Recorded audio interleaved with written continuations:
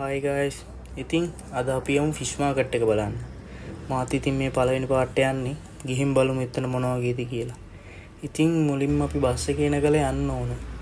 සාමාන්‍ය ටිකක් දුර යනවා. විනාඩි 20ක් විතර. ඒ ගිහිල්ලා පයින් යන්නත් ටිකක් දුර තියෙනවා. ඒ ටිකක් ගිහිල්ලා ඉතින් කොහොම හරි අපි තැනට ආවා. මොකද ටිකක් පයින් යන්න තින්නේ මේ දවස්වල පාරවල් කඩලා හදනවා සෑහෙන්න. ඒක නිසා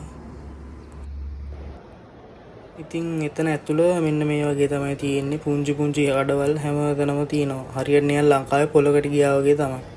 අපිට ඕන නම් පණ පිටින් මාළු ගන්න පුළුවන්. කලින් අල්ලපු මාළුද ආයි කරවලද ඕනම දෙයක් ගන්න පුළුවන්. විසිතුරු මාළු පවා ඉන්නවා. අපිට ඕන නම් ඒ වුණත් ගන්න පුළුවන්.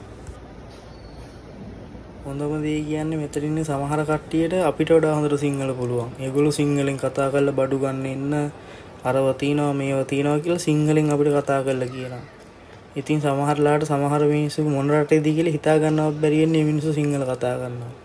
මෙතන ඉන්න බහුතරයක් ඒ වගේ කට්ටිය තමයි. අර කාලයක් තිස්සේ එතනම ඉඳලා ඒගොල්ලන්ට හැම භාෂාවක්ම වගේ පුළුවන්.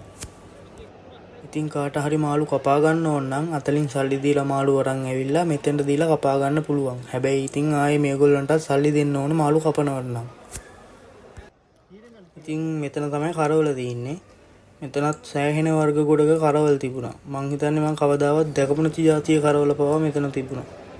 කොහොම හරි අපි ගත්ත ওই සේරටම ගියේ ඩිරාම් 60ක් විතර.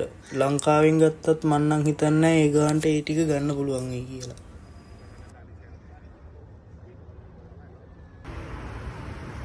ඉතින් guys එහෙනම් අපි තවත් අලුත් වීඩියෝ එකකින් හමු වෙමු.